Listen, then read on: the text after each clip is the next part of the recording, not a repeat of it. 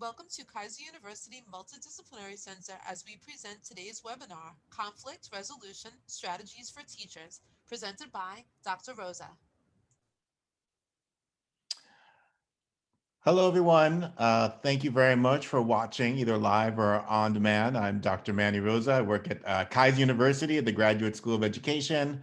I teach in the Masters of Education program and the PhD program with our concentrations of leadership and allied health, career college, and K through 12.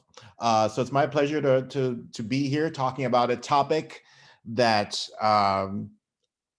should be relevant to all of us because despite our best efforts, there may be times when we have some conflict, and the conflict could be mild or it could be a severe conflict with consequences that impact not only ourselves, but our students and our schools. So today's learning outcomes, by the end of this workshop, we will be examining different kinds of conflict. We'll developing strategies for teaching students about conflict, and we'll learn about different conflict resolution styles. And that's going to be the bulk of the presentation today. If you've been to my webinars before, we did the one on time management. And what I like to do is have the participants in the workshop discover their strengths, their challenges, their opportunities for improvement. And then once they're able to identify how they manage situations, then to be able to help others. So we're going to go through a self-assessment that is going to tell you what you are most likely prone to behave in certain circumstances.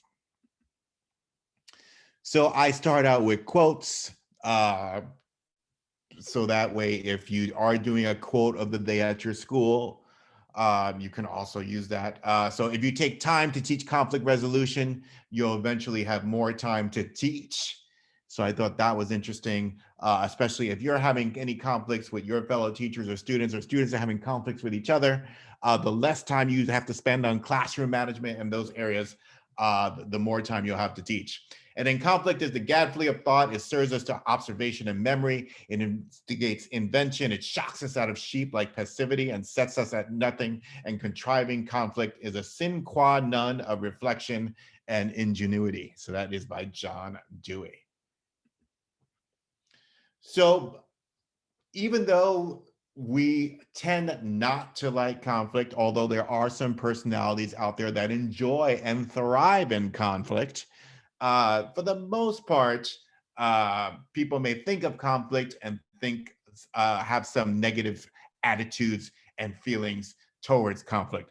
But there are some advantages to having conflict, whether it be conflict in the school or in your own personal lives. It could lead to better information if you're having a conflict or a disagreement about some type of issue. Uh, Further exploring the conflict can lead to better information about the issue that you are having a conflict about. Better choices, because sometimes we may be, as humans, prone to be one-sided and prone to be thinking a certain way. And when we have conflict, it forces us to take a look at maybe some other alternatives or some other aspects. And those other alternative and aspects could lead to better choices. It can, in some people, reduce anxiety by having a conflict and knowing that you're able to manage and talk it out and have a rapport with the person. That could reduce anxiety.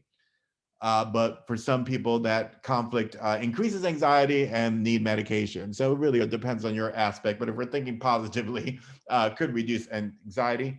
Encourages collaboration, because when you have a conflict with one or more students or teachers, you have to come up to some type of agreement or understanding that'll help all the parties involved. So that's how it encourages collaboration. And like I said, increases understanding. And then it could speed up decision making if you just make a decision or you're having challenges making decisions. I'm a Libra, so I'm more prone to not make decisions. Sometimes having that conflict gives you no choice but to make a decision because there are other parties involved in the conflict that are waiting on whatever decision or whatever stand that you're making. So those are some of the advantages to conflict in general. Some disadvantages. It could be waste resources and energy. If you spend too much time on conflict and too much time trying to come up with a solution that is best for everyone, it could waste resources and energy. And I think when you look at the natural conflict, I think we all look at is when we look at our political landscape and we see the things that maybe Congress or our politicians are disputing. We do see a tendency that may prolong and in some circumstances may seem like a waste of resource and energy. Decreased productivity, once again, if it goes to the length of time you spend in the conflict. Lower motivation. So some people, if you're prone to one of the conflict styles is avoid. I'm an avoider. So if you may just be demotivated by any type of conflict, no matter how small it is, could decrease morale, especially if the solution was one that more people perceived, and I use the word perceived themselves as not winning or not gaining anything from the conflict. That can definitely have an impact and decrease morale for the school, for the classroom, and for yourself. Could lead to poor decision making if the issue is rushed, or if the conflict is so overwhelming that a decision was made in haste, then perhaps that wasn't the best solution involved. Trust would be a factor. As human beings, again, I think that we have a tendency to not appreciate conflict and then maybe interpret conflict with trust. The person may be out to get them or just doesn't agree with them. And especially if you're disagreeing with someone who just has a completely different personality than you, so you just have natural tendencies not to agree, you may also perceive that person as not trusting. So it could develop trust issues. And then just an overall, depending on the conflict, and I think we do see this in the media and with some of our lawmakers, it could be a toxic culture where that would flourish. And in the classroom, I'm sure as you ended the school year, there were students that were constantly in conflict, and even if it was a handful of students, it it created a toxic culture for the entire classroom at times. So we can see if conflict is not addressed or attempted to be addressed, then it could impact, have long-term repercussions. So what is conflict resolution? So we talked about conflict, and that is any type of disagreements or arguments that you may come across where one party has an idea of and you have a different idea.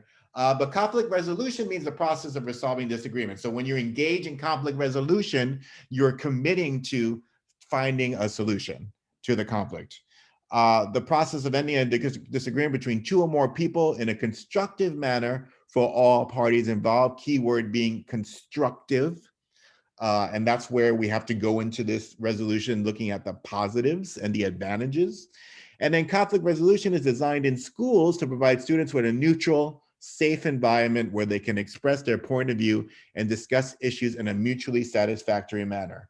If at a young age, we can teach students how to positively deal with conflict and not have any negative or disruptive or um, illegal ramifications, abusive ramifications to the conflict, then that can also, if we can equip our students with those skills, once we identify the skills ourselves, then that can go miles and years and have exponential benefits to helping our students who are going to become productive members of society, and then helping society as a whole if we can all manage conflict better.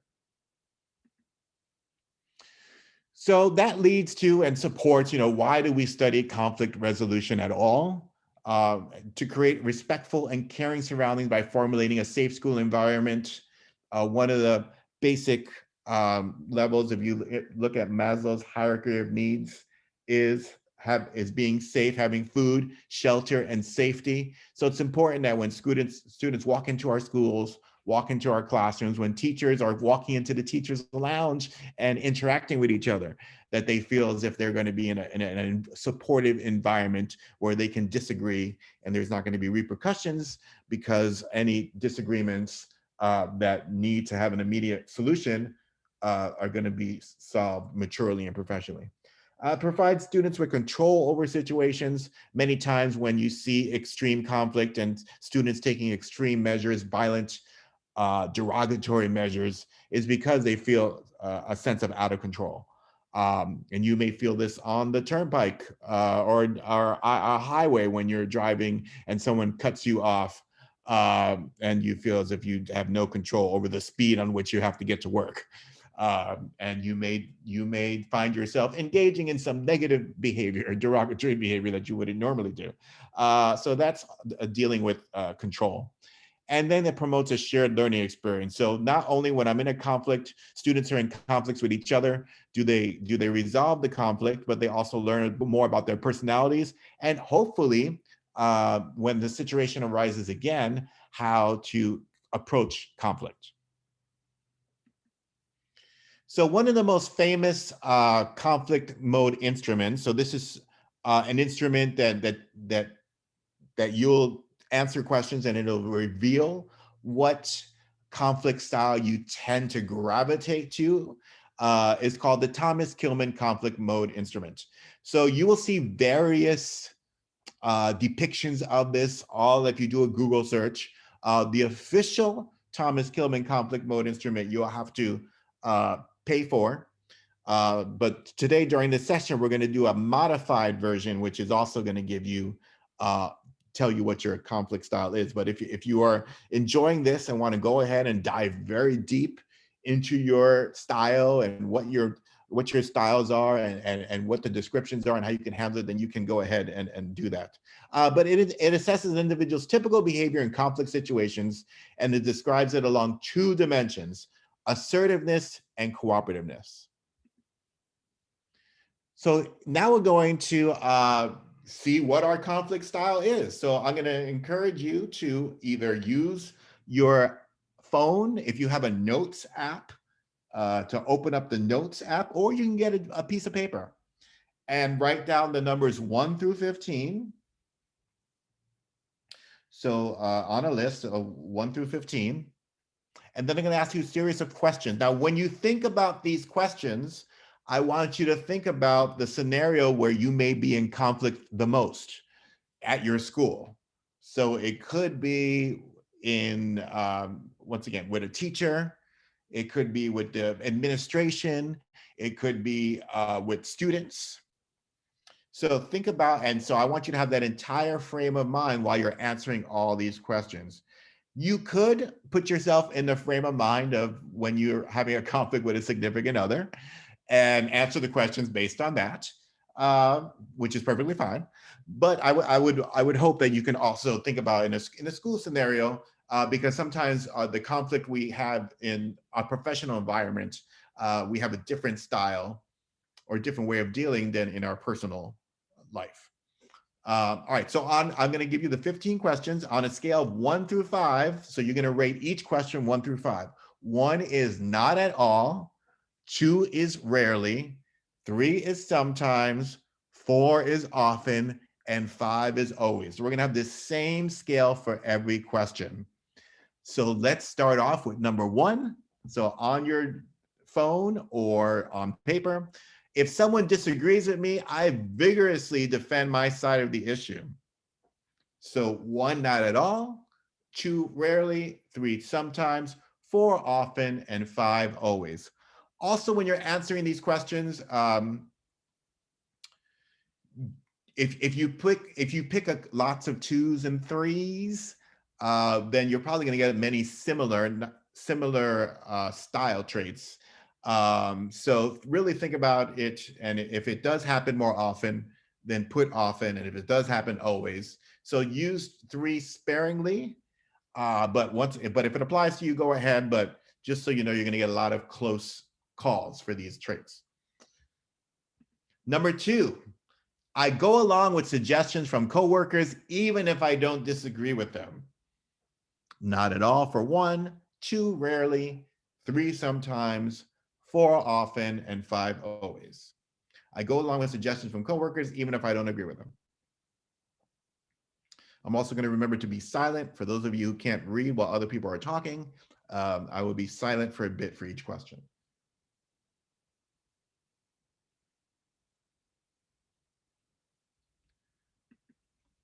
Number three, I give and take so that a compromise can be reached on a scale of 1 through 5.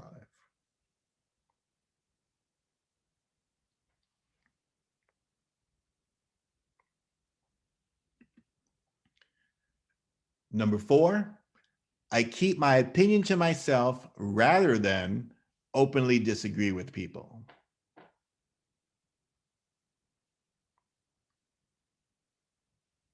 I apologize if these questions are sparring up memories in your head of times you've had conflict.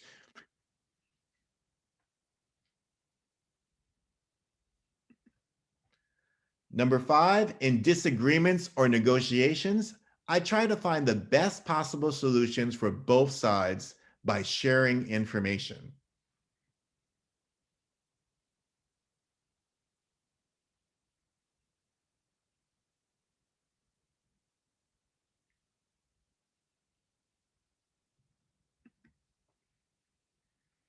Number six, I try to reach a middle ground on disputes with other people.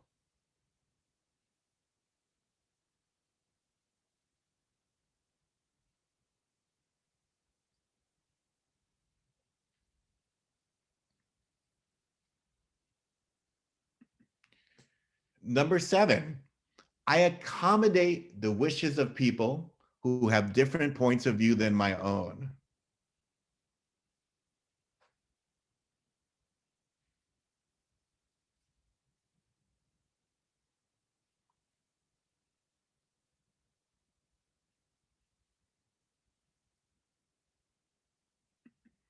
Number eight, I avoid openly debating issues where there is disagreement.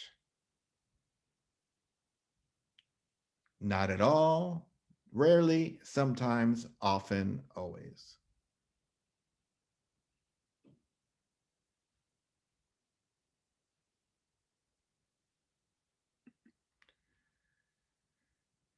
Number nine, in negotiations, I hold on to my position rather than give in.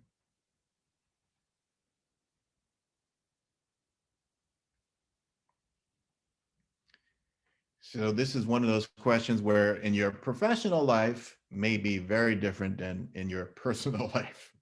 So that's why I'm trying to have you answer the same question with the same frame of mind, whatever scenario you pick. So in negotiations, I hold on to my position rather than give in.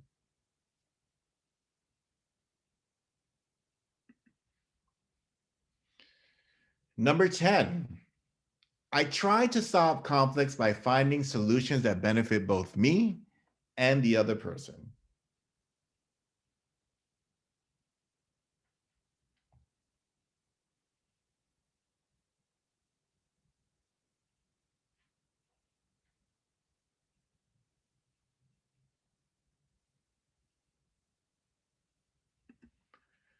Number 11, I let coworkers have their way rather than jeopardize our relationships.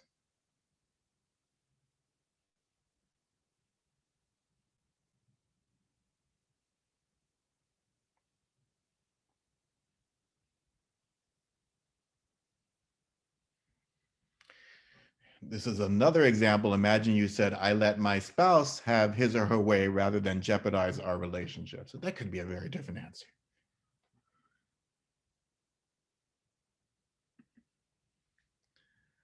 Number 12, I try to win my position in a discussion.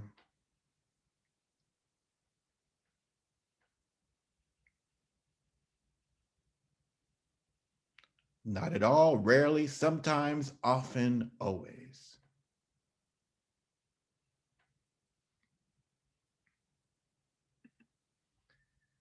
13, I like to investigate conflicts with coworkers so that we can discover solutions that benefit both of us.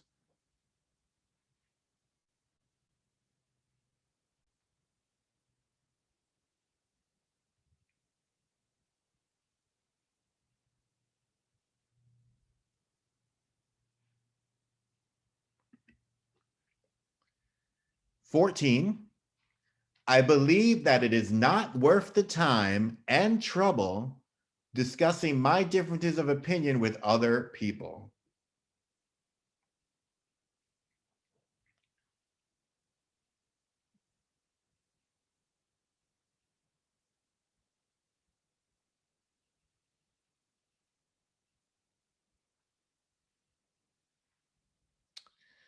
And then the last question, to reach an agreement, I give up some things in exchange for others.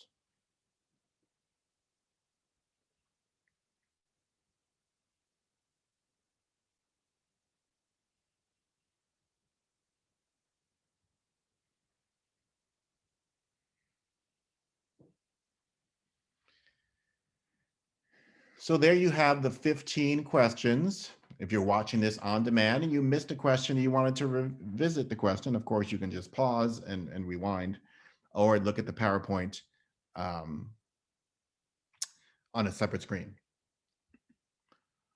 All right, so now we're going to add up and get some type of numbers that are going to tell you if you are or if you lean towards the 5 conflict styles. And there are no right or wrong answers.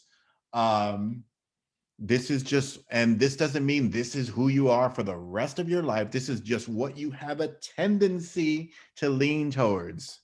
As just like if you follow horoscopes and you believe in horoscopes and it tells you what general traits of Libras are. If you take the Myers-Briggs and it tells you what your personality is and it gives you some guidance.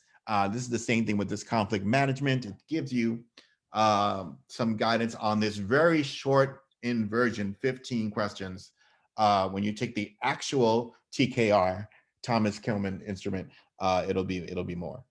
But go ahead and write down. So what is your calculate question 1, question 9, question 12, and then put that number in the competing section.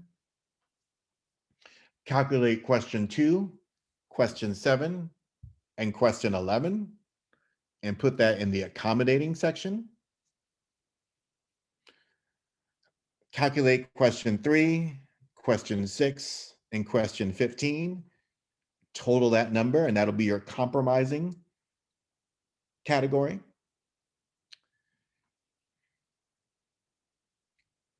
Calculate question 4, question 8, and question 14. Calculate that, and if it's high, you will join me in the avoiding category. And then question 5, question 10, and question 13. Add those up, and that'll be your collaboration score. For those of you who know me, you probably think I am lying about being an avoider because I do seem like a tackle it head on, but I am an avoider. So all those fights I had with you, I could have more. I could have more conflicts if I wanted to. I just stopped myself. Just kidding. All right, so you are going to have these scores. I'll give you a moment of silence for you to calculate in silence.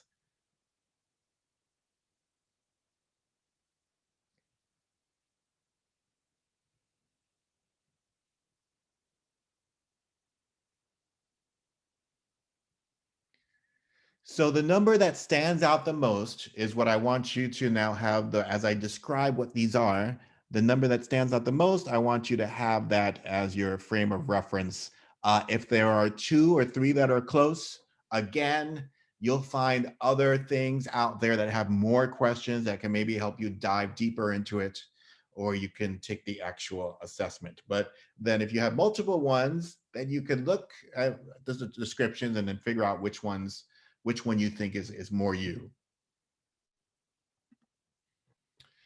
So as I shared in the beginning, the conflict mode instrument is influenced by 2 concepts, the level of assertion and the level of cooperativeness. So on one scale, you have how cooperative, from less cooperative to more cooperative. And that is, thinking about the other person's feelings or the other people that you're in conflict.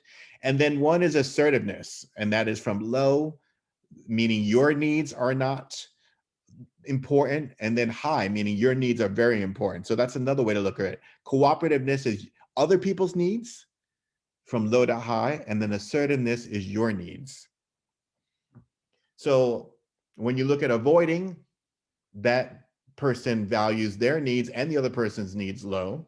Accommodating their needs, the other person's needs high, and their needs low.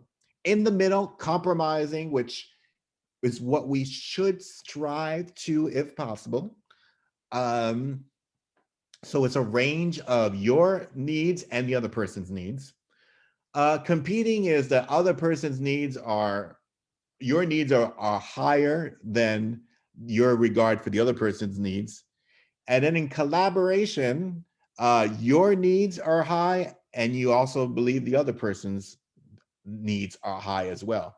There are some models, if you search the research, there are some models that have collaborating as the mode that we should all strive to be. So you will see different literature that says we should all strive for collaboration because you want your needs to be high and you want the other person's needs to be high.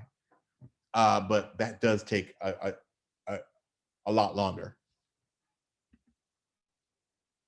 So once again, the assertiveness, degree to which to satisfy your own concerns during conflict, and cooperativeness, degree to which you try to satisfy the other individual concerns during conflict.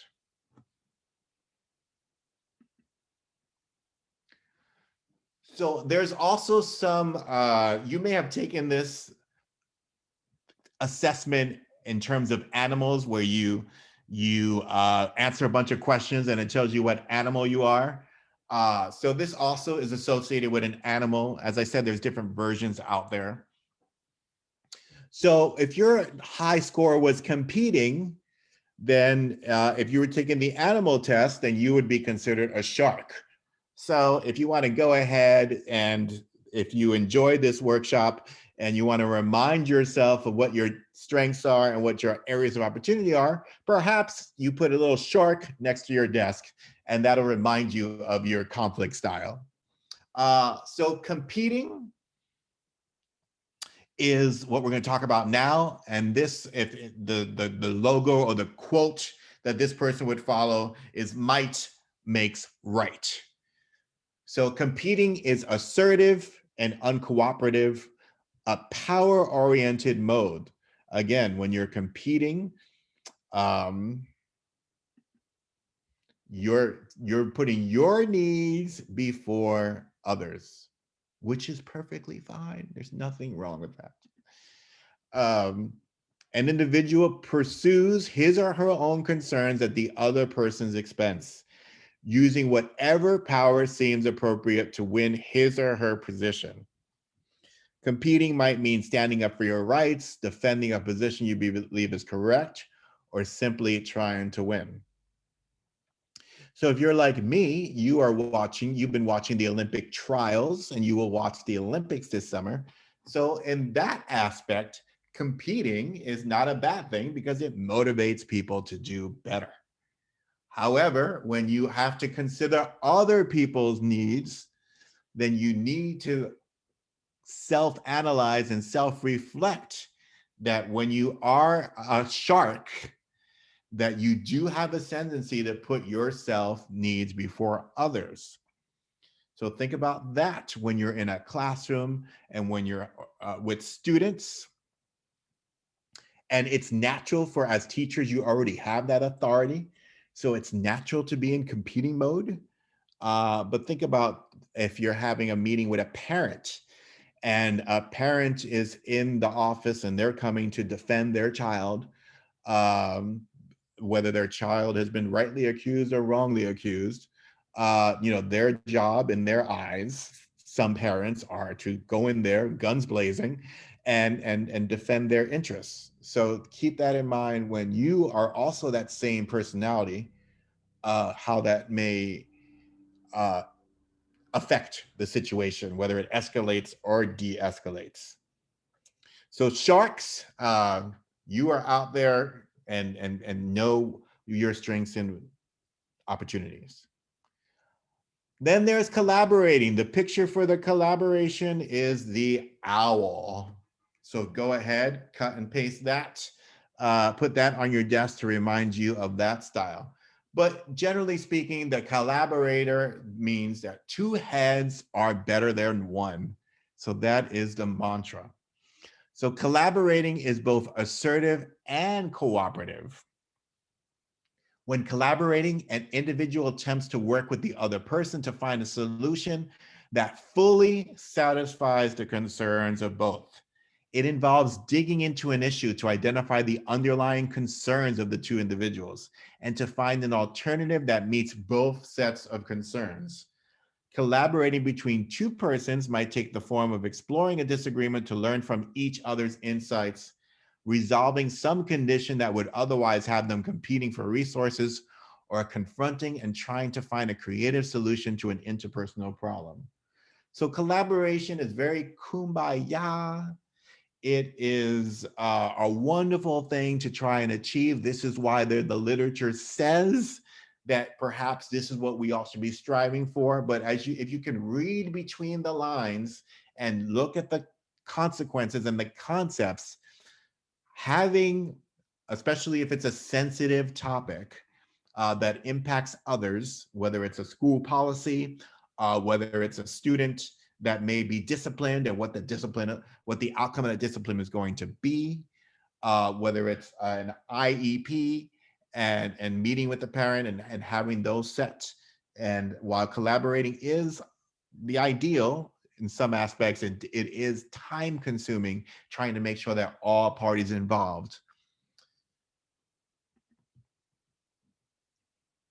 So here you have the fox for the compromise, and that is split the difference. So when you remember, I'm going to go back to that model real quick. Compromise is right in the middle between the cooperativeness and the assertiveness for those of you that are visual learners. All right, compromising is intermediate in both assertiveness and cooperativeness. When compromising, an individual has the objective of finding an expedient, mutually acceptable solution that partially satisfies both parties. Compromising falls on a middle ground between competing and accommodating, giving up more than competing but less than accommodating. Likewise, it addresses an issue more directly than avoiding, but doesn't explore it as much depth as collaborating.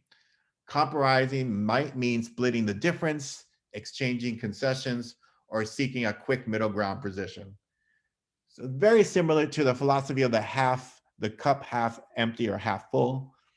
So either in compromising, both parties win sort of, and that may be satisfying. And then in compromising, both parties don't get everything they want, so they kind of lose too. So that perspective is what may sway people to move away from compromising and towards collaboration. But once again, that's more time consuming. So compromising is where you probably will find yourself at most of the time when you're in a conflict or trying to move towards. Avoiding, here I am. The turtle, leave well enough alone. So avoiding is unassertive and uncooperative. When avoiding, an individual does not immediately pursue his or her own concerns or those of the other person. he or she does not address the conflict, avoiding might take this form of diplomatically sidestepping an issue, postponing an issue until a better time, or simply withdrawing from a threatening situation. So, this type of style does not value your own needs or the other person. But once again, this is what your natural tendency is. When I'm in a conflict with a fellow teacher or a student or my supervisor, I always tell myself, Manny, Dr. Rosa, you are avoiding, so you need to stop it. Um, and don't lean in what you're naturally moving towards. You need to find a better way to handle this. So that's what I do to prop myself up. uh, if I feel like my needs or the other person's needs should be a little bit more concerned. Perhaps during COVID, I think everyone has been in a state of mind where they've been evaluating their needs and the needs of others. So this is probably an opportune time to think about if during COVID, whatever your pandemic experience was, what that did to your conflict resolution style. Did it make it different? Did it make it the same?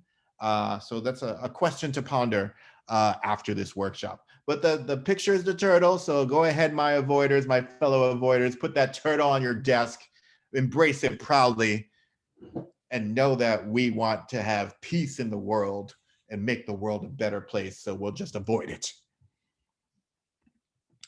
And there is the accommodating, there is the teddy bear. So, you accommodators, you are the teddy bear.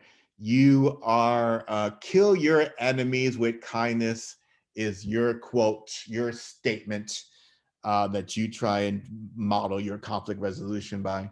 Accommodating is unassertive and cooperative, the opposite of competing. When accommodating, an individual neglects his or own concerns to satisfy the concerns of the other person. There is an element of self sacrifice in this mode. Accommodating might take the form of selfless generosity or charity, obeying another person's orders when you would prefer not to, or yielding to another person's point of view. Let me remind you again, all five of these we have to some extent. So just because you're an avoider doesn't mean that you don't selfishly donate to charity or think of it as charity. This is what is your natural tendency leaning towards. So accommodating the teddy bear, wonderful depiction. So if you want to put a physical teddy bear on your desk or the picture of a teddy bear, know that you are to kill your enemies with kindness. And we need accommodators in this world. We need all styles in this world.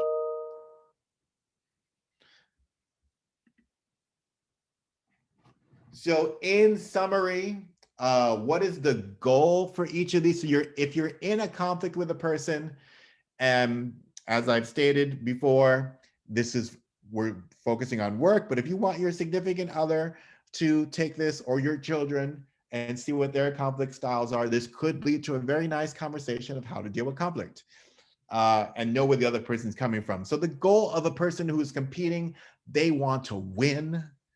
A person who is accommodating, they want to yield and think about the other person's needs. The person who is avoiding, they want to delay, they want to exit the situation, leave, run for the hills. uh, the person collaborating it wants to ensure the priority of goals, so everyone is trying to get that win. And then compromising is going into it and saying, hey, let's find a middle ground where both of us may not be totally happy, but both of us won't be totally upset either.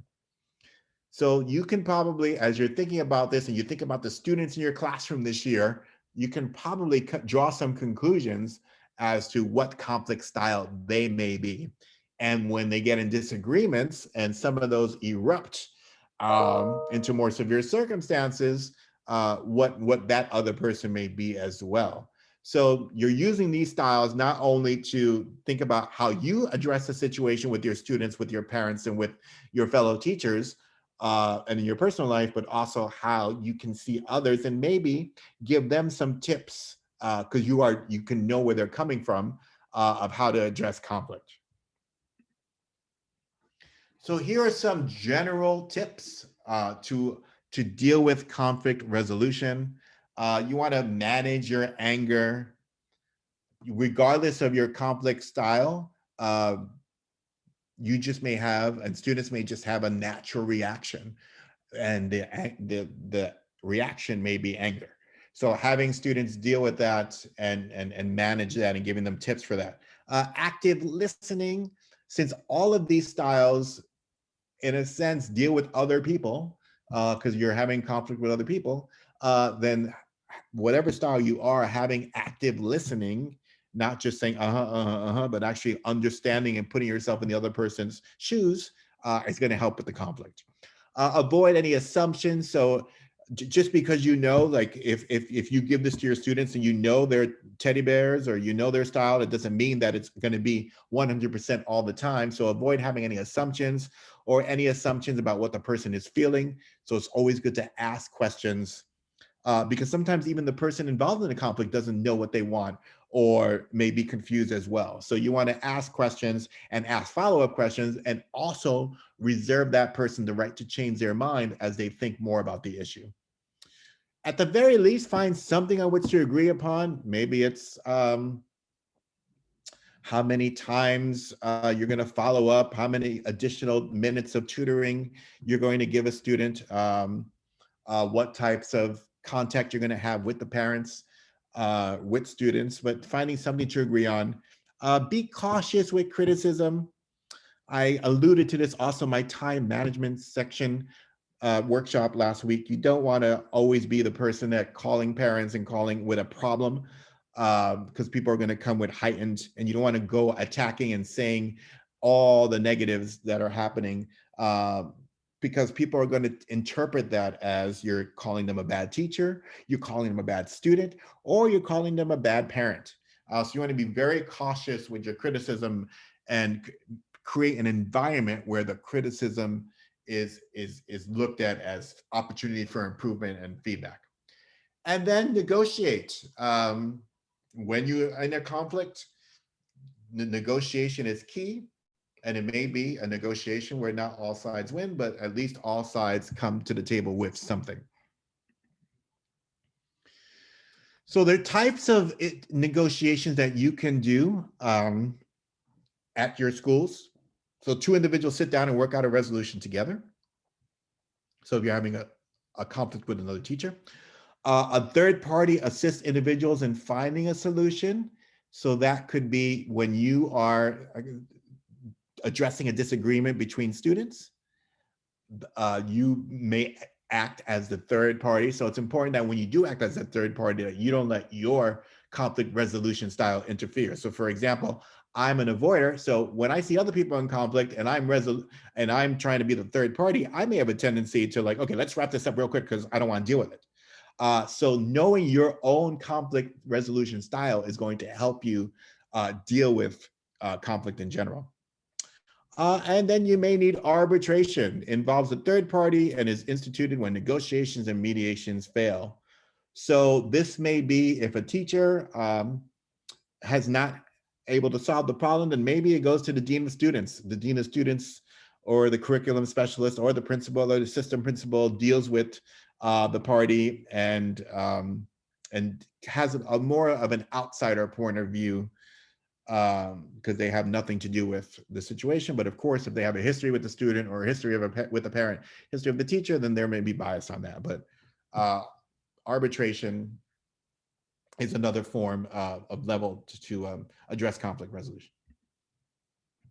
So if you are the one who's going to mediate a conflict between students, here are some tips. You want to include all those that are concerned. So if a student is complaining about cyberbullying, you may think it's just a person that posted that is having the issue, but it could be, there could be other people involved in that scenario, other scenarios. So you want to include all those that are concerned. Give a description of the problem that respects all involved. So you want to clearly state the problem and then make sure you have captured it by asking those, did I capture it? Explain how conflict resolution can enable all to win and explain the steps. That's key. Agree not to slip back to the win-loss methods. So try and move towards compromise rather than people thinking about blatantly, well, I'm winning this, I'm losing this.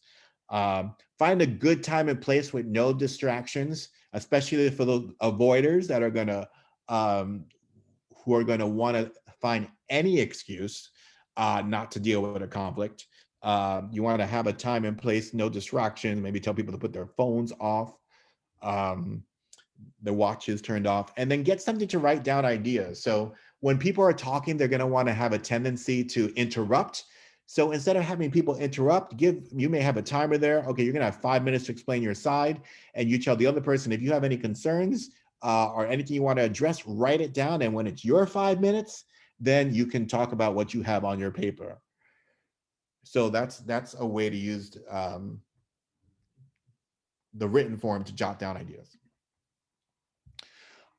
You want to create I statements. This is good both personally and professionally. It helps the other person be more empathetic. So using the word I and state how you feel. So I, when I feel that when you talk to me this way, I feel like you are being condescending. Yeah. I feel sad when you don't look me in the eye when we're fighting. Now, whatever it is, use the word I to take the ownership on you and not blaming the person. State the specific behavior that you do not. So I feel when you get up and go to the restroom and do not ask permission, that you are not being fair to the classroom. Whatever your situation is. uh, i will I will compromise with you and give you the appropriate time to go to the bathroom if you raise your hand and ask me and there is a break in between, blah blah blah blah. So state your willingness to cooperatively resolve the problem. So that's going to come a long way. And also in your personal life, if you're having a dispute with your significant other, I statements can help resolve those disputes. So again, use I messages to explain your own concerns, needs, and basic goals. Use reflective listening to hear and acknowledge the other's needs and basic goals. Evaluate exactly what each of your actual needs are with the problem. You may even want to list the needs, and don't accept sudden promises not to cause the problem. Especially those of you who are supervisors, if you're supervising an avoider, uh, they're just going to want the first thing out of your mouth. They will agree to anything. And even though the onus is on them, it's their fault. If they want to avoid, then that's their issue. But if you want to be a little bit more sensitive to the people you supervise, um, then maybe not just the sudden promises. Don't just accept the first thing that comes out of people's mouths or promises not to cause the problem. Really get to the root of it. And then you want to evaluate alternative solutions. So when you come to a compromise, ask yourself, will it work? Does it meet all the needs of both people? Are there any problems likely? Don't accept solutions for the sake of speed, even though in the reality of some situations, you may not have a choice. And if you create a positive, trusting environment, then when those circumstances arise where, hey, we can debate this all day, but I have to make this decision. I'm going to make the decision that I feel is best for all parties involved. And we can revisit this in a certain period of time. Then hopefully you can build trust in your employees to do that. And using the reflective listening and the I messages, very important to address conflict. So other general rules, no use statements that begin with the word I, we talked about in great detail, because you can make people feel defensive. Slow, remember it takes time to settle a conflict. Go slow at first because conflict resolvers usually encounter some rough roads in the beginning. Pause. Sometimes tempers are flaring so much that it may be necessary to take a pause from the communication. Once the tempers have calmed down, you may begin using I statements to solve the problem. Exit ahead. Most conflicts can be resolved through effective communication. However, if you begin to feel threatened or unsafe, you should seek safety. So if you're in a with a student or a parent and you feel like it's getting heated and escalated, then take yourself out of the situation. And then compromise. After using properly constructed I statements, individuals can begin to share ideas for how to solve the problem. Often the best solution is reached when two people merge their ideas together. And just a quick note on social media. Once a compromise is reached, not a good idea to go on social media and express your concern, whether positive or negative, or your disagreement, um, because as you have seen in the recent years, that can lead to greater conflict and more disagreements and a lack of trust. So use social media wisely. You may think no one from your job is looking at your social media or your students, but they may very well be. So be careful when you're posting about situations of conflict. Uh, Working with parents specifically, you want to contact parents early in the year with a welcome call. As I alluded to earlier, that way you're not, when you get the call, they're not thinking, oh, I'm hearing terrible things about my child, and they're already going in with a negative attitude. Share your teaching philosophy and classroom environment. Follow-up call, focus on the positive, whether it's the student has behaved better, improved, or the quality of work. Be empathetic. Seek advice from other teachers. Involve administration. You want to document, especially if it's a negative interaction. You don't want anything to come back and haunt you.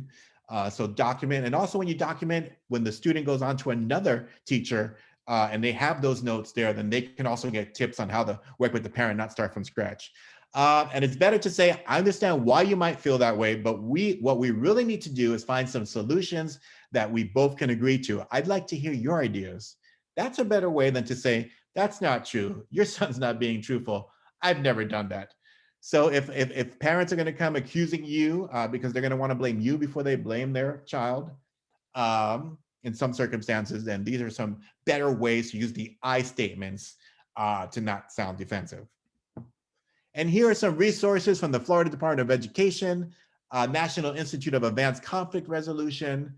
They're free resources. And then the Thomas Kilman Conflict Style Instrument. Once again, it is paid, but it may be worth your investment to figure out or get your school to pay for professional development. But you'll also find free versions on the web, modified versions of how to deal with your conflict style. So hopefully today's workshop, you learned a little bit about your conflict resolution style. Self-identifying is very important. This doesn't mean this is what you are all the time. This is what you lean towards. And then you're going to be able to address situations, knowing what your style brings to it and how that style may help or hinder the compromise process. So thank you very much.